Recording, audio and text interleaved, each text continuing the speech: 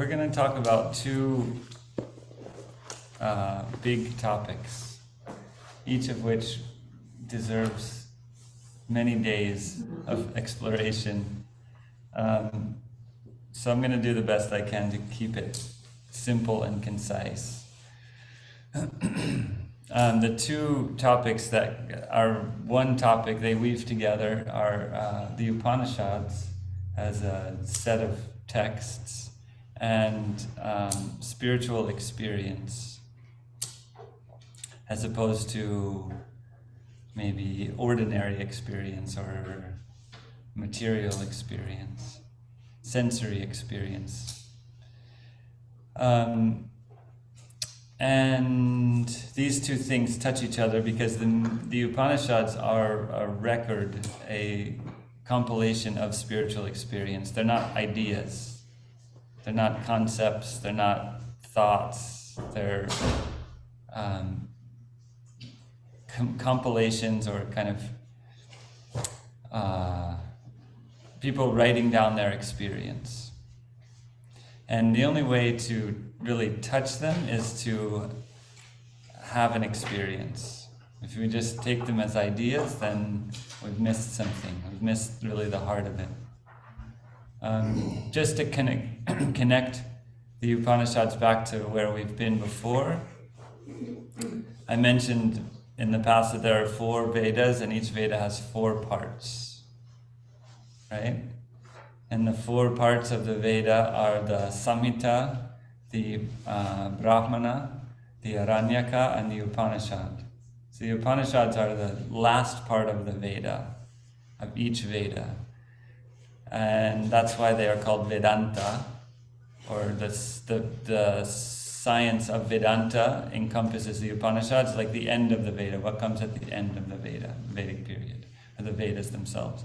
So the Vedas are distinguished from other texts in the yoga tradition in that they're considered Shruti, which means heard, received. Like nobody made them up. Nobody wrote, like, they're not written by people, they were received. And they exist before time and space, outside of time and space.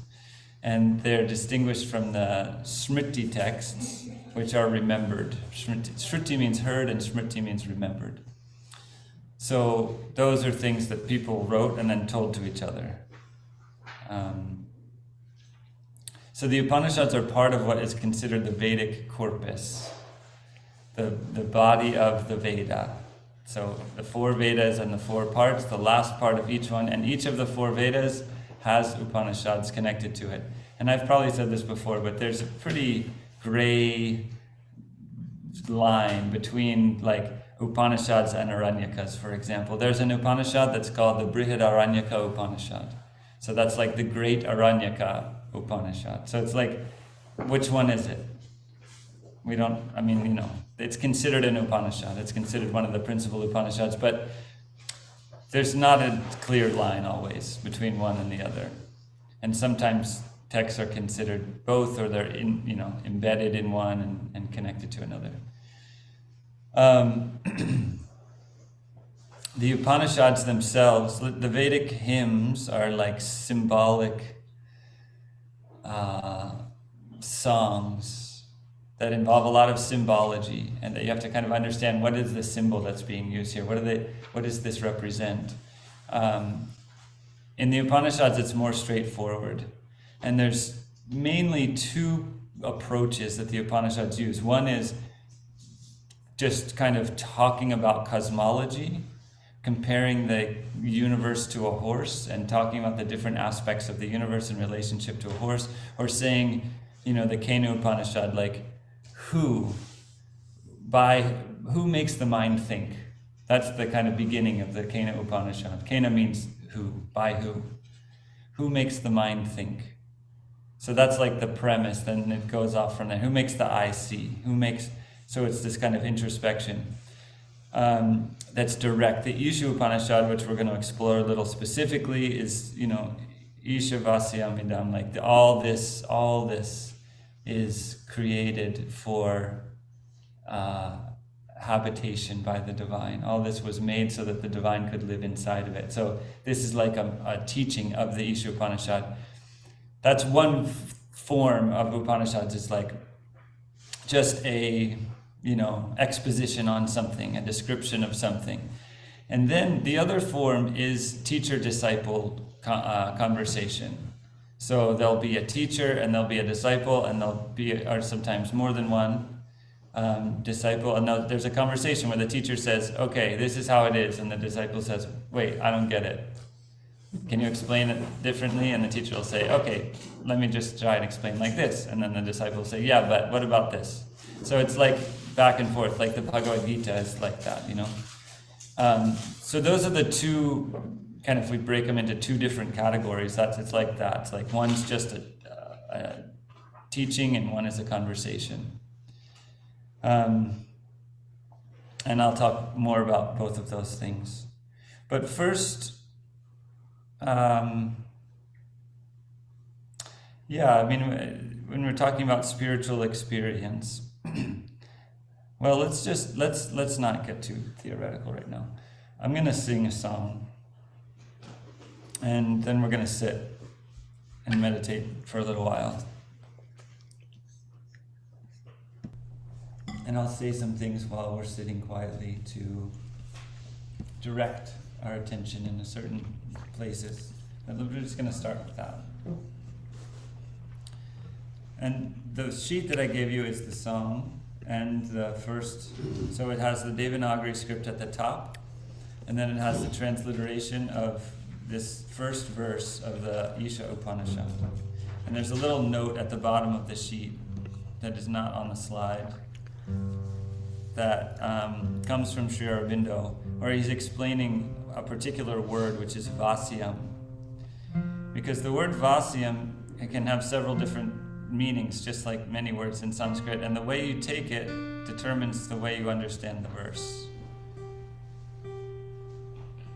So if vasyam means to wear, then it means all this was made to be worn by Isha, by the Lord.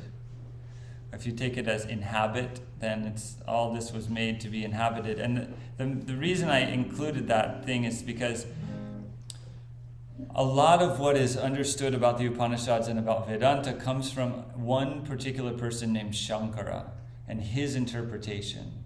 And his interpretation is non-dualistic in the extreme. It says, all this that you see everywhere is fake. It's made up. It's an illusion. It's not real. The only real thing is if you renounce everything. And what you should do, if you go to India and you see the monks in the orange robes wandering around, sannyasins, usually they're from a Shankara order. There's orders of monks, and there's 4 different maths around India where people can be ordained to become sannyasins in these orders. And so it's still popular now, and Shankara's had a huge influence on Indian thought in general, and his approach is renounce everything. Leave your family, leave all your attachments, leave all your desires. Your body is just a mess. Your mind is useless.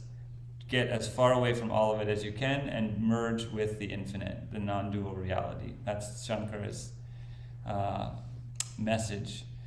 And so in this, in this note on this text, Sri Aurobindo is kind of differentiating between, is this saying as Shankara's interpretation of this Upanishad is, all this was made. Let me just see exactly what he says. The first is the ordinary. So to be clothed, he says, all this is made to be worn like a shirt by the divine, and then you can take the shirt off, and that's God. God puts the shirt on, and God takes the shirt off. Or it's made to be inhabited. So the purpose of it is for the Lord to inhabit and dwell within and kind of become one with all this reality of form. And that's a different interpretation of life in general and about this particular Upanishad. Like, is the world meant to be cast off and thrown away, or is it meant to be divinized and one with the divine? This is a central question of Vedanta and the Upanishads. And different commentators go in different directions with it.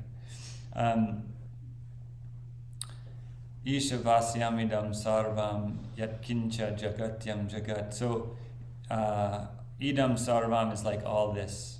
Sarvam means all, everything. Idam sarvam. So, Isha vasyamidam sarvam is like all this is made, all this exists. And my interpretation, where I land with it, is to be inhabited by the divine. Whatever individual universe of movement within the universal motion, that's a Sri Aurobindo languaging. It's like, the way I translate it in the song is whirling and whirling worlds within worlds. Jagat has this sense of spinning, and it also has the sense of the universe, the cosmos. So like Jagatyam Jagat, like universes within universes, spinning within spinning within spinning. So it's like all that, all this, everything, this whirling, moving, crazy existence exists for habitation, to be inhabited by the divine. And then it says, Tena tyaktena bhunjita. By this renounced, you should enjoy. So, Tena tyaktena, it's like by releasing this, by letting go of this, by not clinging to this. The word tyaga, tyak, in here it's tyak, but tyaga, Krishna in the Bhagavad Gita says, it's not about throwing it out. It's not about not doing, renouncing action doesn't mean not doing things. It means renouncing the fruit of the action. It means not being attached to what you're going to get from it. It means acting, doing things with an openness and a freedom. So in that spirit, it's like, if you release attachment to this, to what you're going to get out of it, to what it's going to do for you, then you can enjoy. You can enjoy this existence. You can enjoy this whirling, spinning. And ma grita kasya svitanam. Ma grita is like don't be greedy. Don't grab onto stuff. And this kasya svitanam is really interesting because it can mean don't grab onto anybody's stuff. It can also mean like whose stuff is it anyway? There's like a question. It can go either way grammatically. So one of the interpretations, kasya svidanam, is like who does stuff actually belong to? And if all this is for habitation by the divine, does the stuff belong to us? Is it our stuff? It's kind of like stop clinging to all this stuff because it's not actually ours. It belongs to God. And if we can let it go and offer it up, then we will enjoy. Then we can enjoy. So that's the spirit with which this translation comes of the song that I'll sing now for a little while. And you're welcome to sing along. And then we'll sit quietly afterwards. So I'm not going to, right when I'm done singing, just allow your eyes to close if that's comfortable for you. And we'll just sit. So be comfortable now.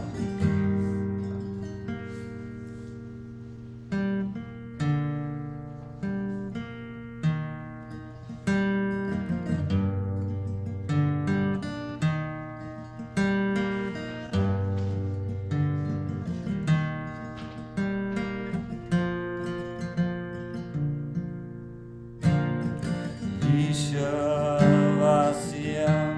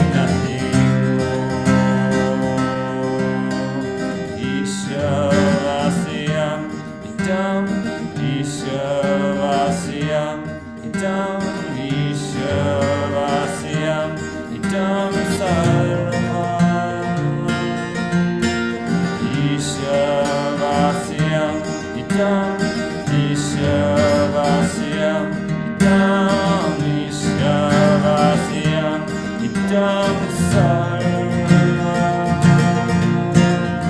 Ishavasiyam idam Ishavasiyam idam Ishavasiyam idam sarva.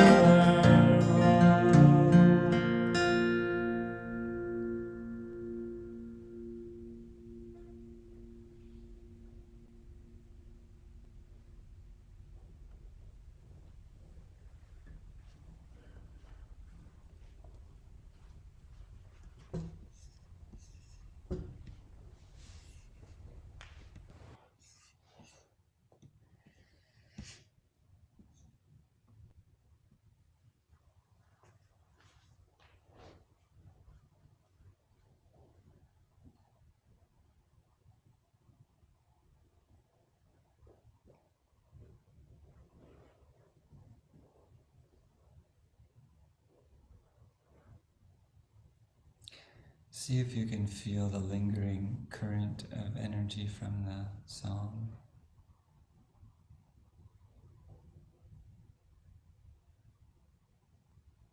Without thinking too much about it, just see if you can sense.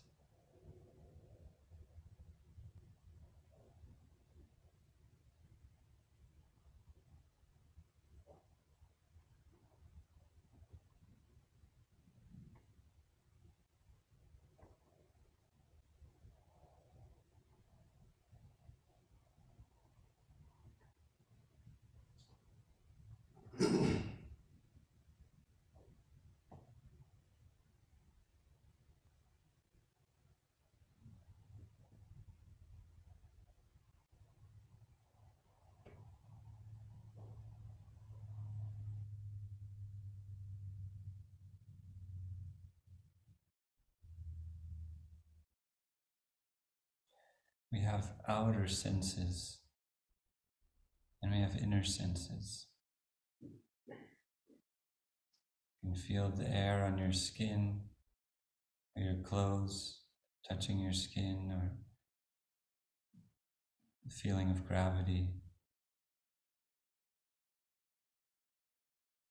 You can hear my voice,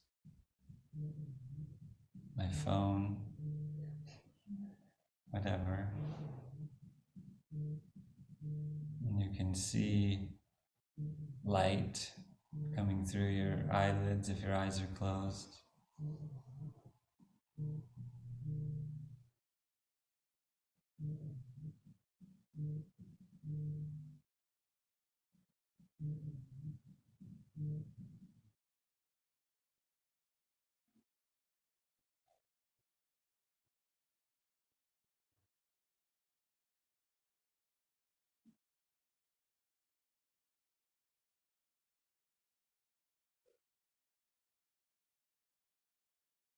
The Kena Upanishad says, not what your ear hears,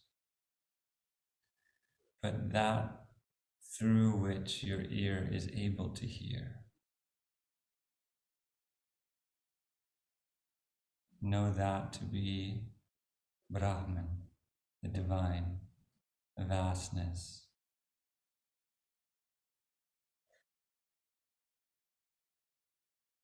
Not what your eye sees, but that through which your eye is able to see.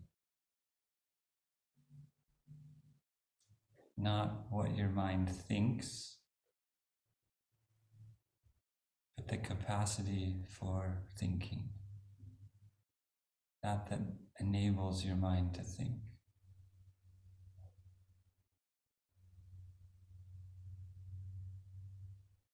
Cannot be spoken about, cannot be understood, it cannot be learned through books.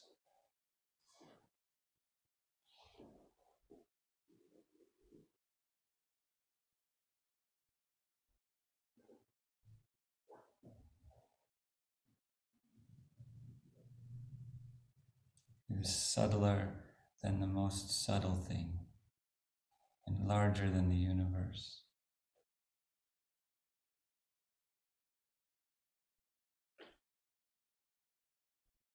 It sends the prana, the the first breath flowing through the body.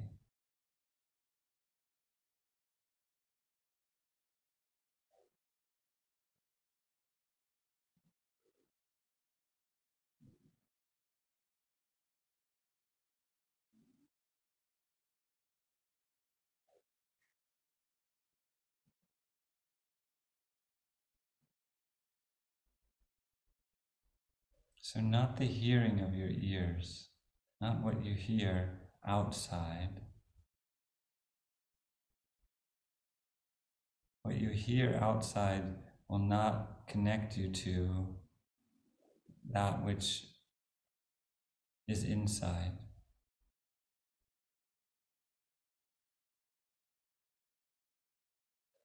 But you can sense it, your inner being, your beingness, the life force that animates you, and the grace, the breath of divine grace that gives you that life force, that plants that life force in your body. You can sense it. It's not an abstraction. It's not an idea.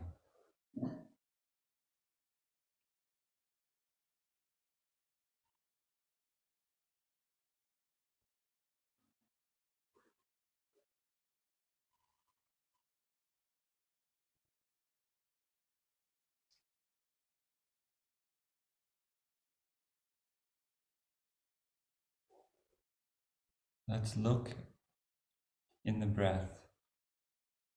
Can you feel in your breath that which unites you with all breath?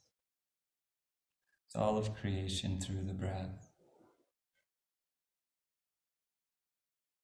There's one breath in this universe flowing through everything. And when you breathe, you're breathing that breath. Can you sense that?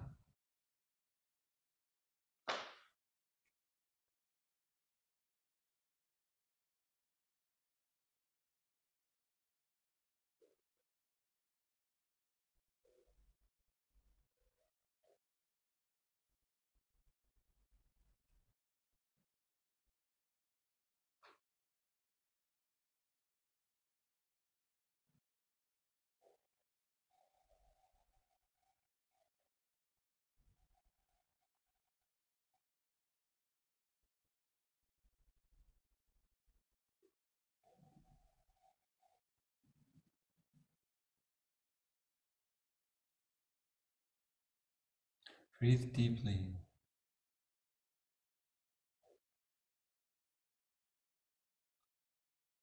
If that's okay for you. And see if you can feel what is in the breath besides just air.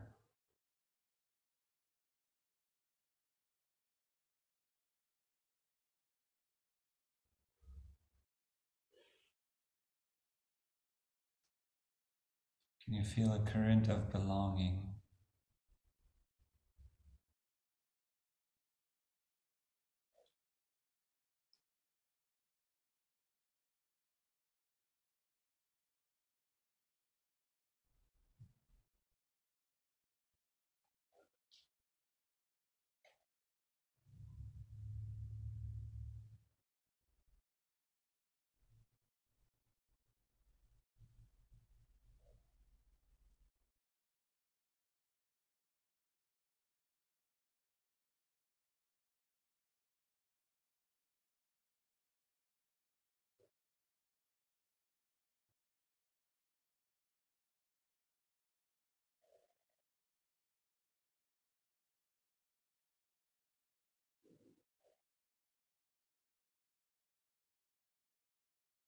Look in the pulsing of your heart.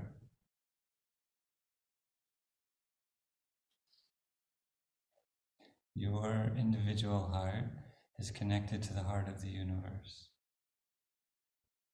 the heart of the earth, the heart of all people, all animals, all plants.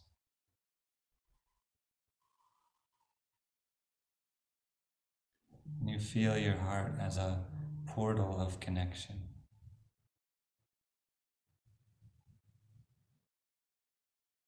A doorway.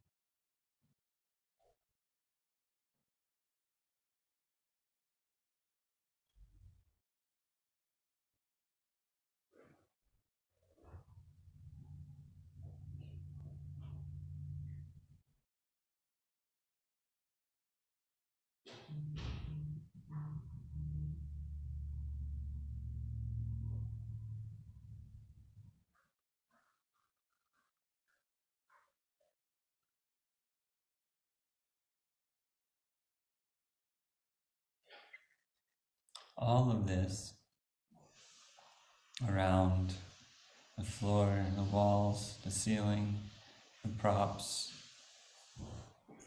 the people moving, the grass, the trees, the road, everything is God. Nothing is not God. Everything is God.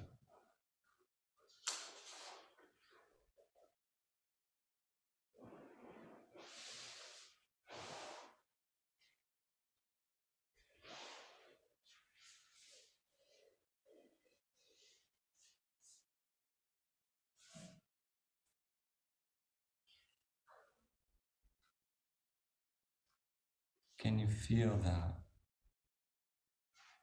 The difference between knowing that the floor underneath you is God and thinking of it as a material, dead, inert form. What's the difference?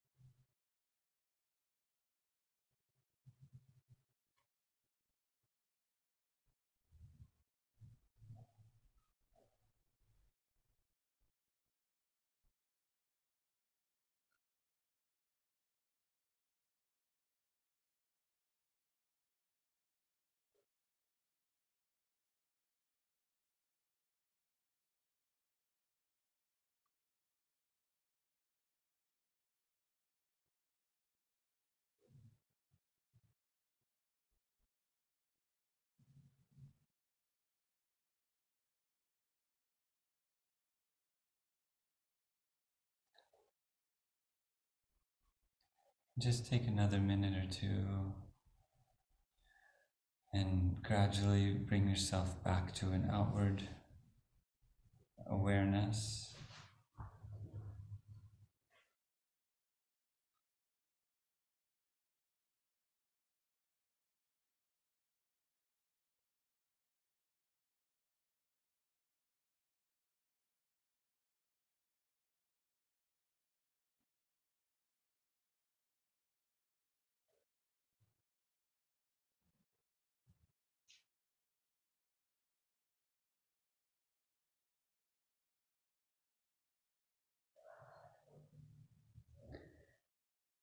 And when you're ready, take something to write with. And I'd like you to just write about, so I gave you 3 tasks. You had 3 assignments in there. One was to look for the divine in your breath. The divine means that current of connection between you and the breath of the cosmos. One was to look for that in your heart, the current of connection between your heart and the heart of the cosmos. And the other was to look for the divine in material, the floor and the walls and the ceiling and the stuff around you. And what I'd like you to write about is, what was it like to try that? And what I don't want is spiritual correctness. I don't want fake answers. Was it hard? Was it easy? Was it something in the way? Was it simple? Was it complicated? Was it just really, what was it like just to intend and try that? And if you don't remember, then make something up.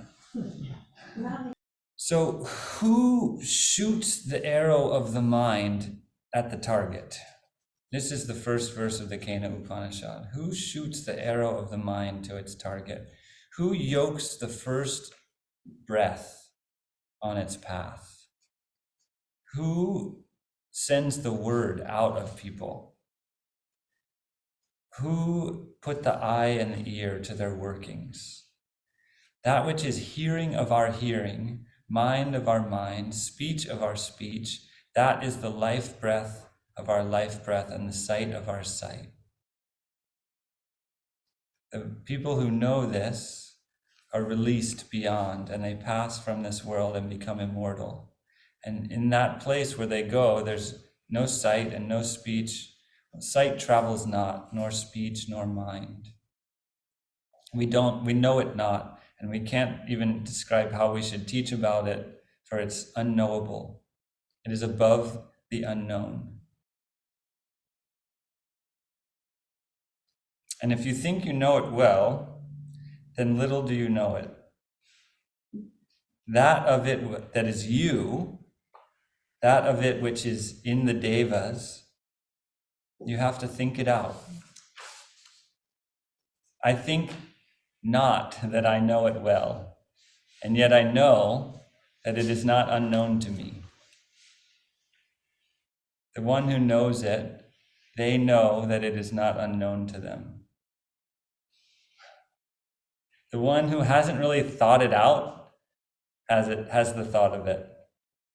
The one by whom it is thought out doesn't know it. It is unknown to the discernment of those who discern it. By those who seek not to discern it, it is discerned. So there's this kind of Taoist,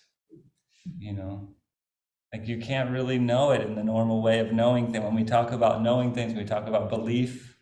That's not how you touch this.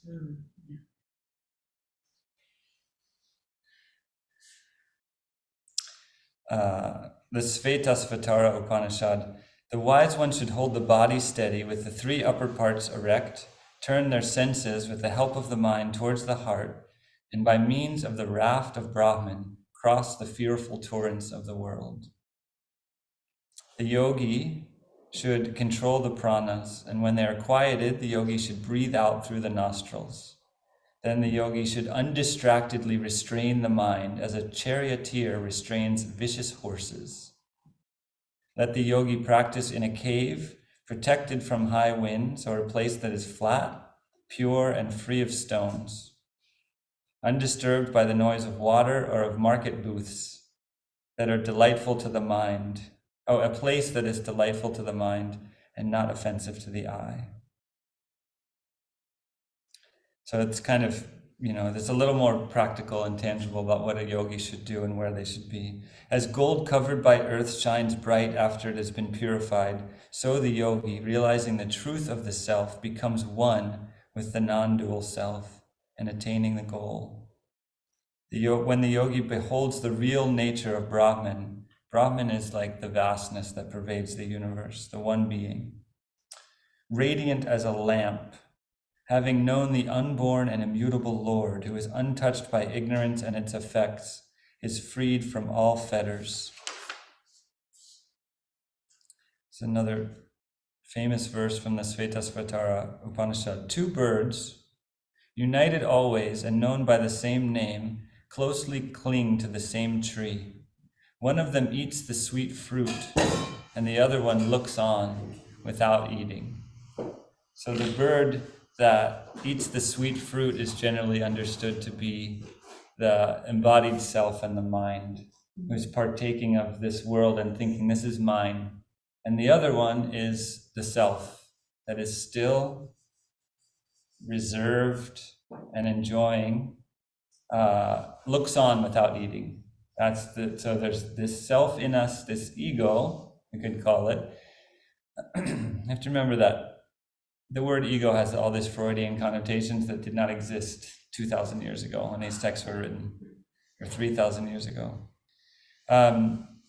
Seated in the same tree, the jiva, the individual being, moans, bewildered by its impotence. But when it beholds the other, meaning the one bird who's not eating, the Lord, worshipped by all in his glory, it becomes free from grief. So it's basically saying, like, the embodied being, when it sees that one bird who is content in itself, the watcher, the one that beholds all, that that's we become free from grief when we behold that other bird.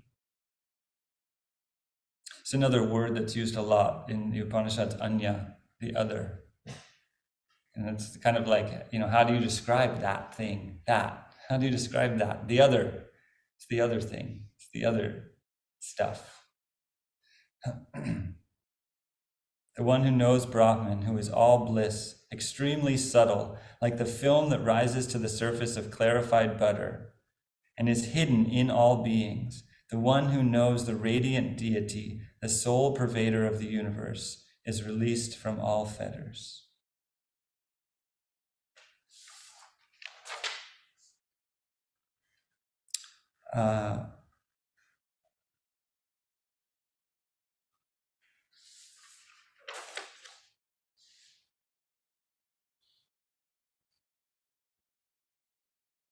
Beyond the senses are the objects of the senses. The things beyond the senses are the things that we perceive. Beyond the objects are the mind. Beyond the mind is the intellect. Beyond the intellect is the Atman. Beyond the Atman is the unmanifest. Beyond the unmanifest is the one unifying personality. And beyond that, there's nothing. This is the end, the supreme goal. So that word also is used a lot, the goal. And this goes back to yoga as a path with a destination. There's somewhere we're headed towards. And I think that we'll close there. Obviously we did not cover full breadth of the Upanishads or the full breadth of spiritual experience.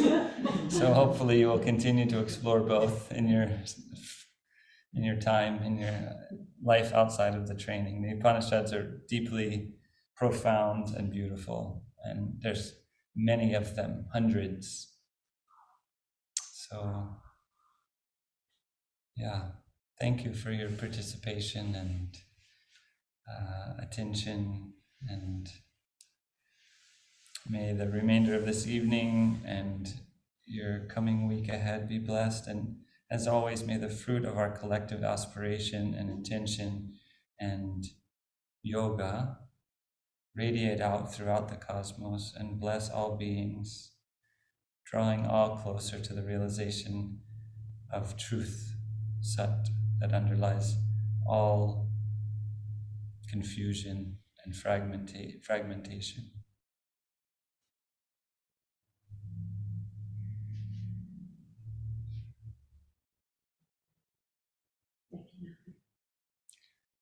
I'll see you all next week.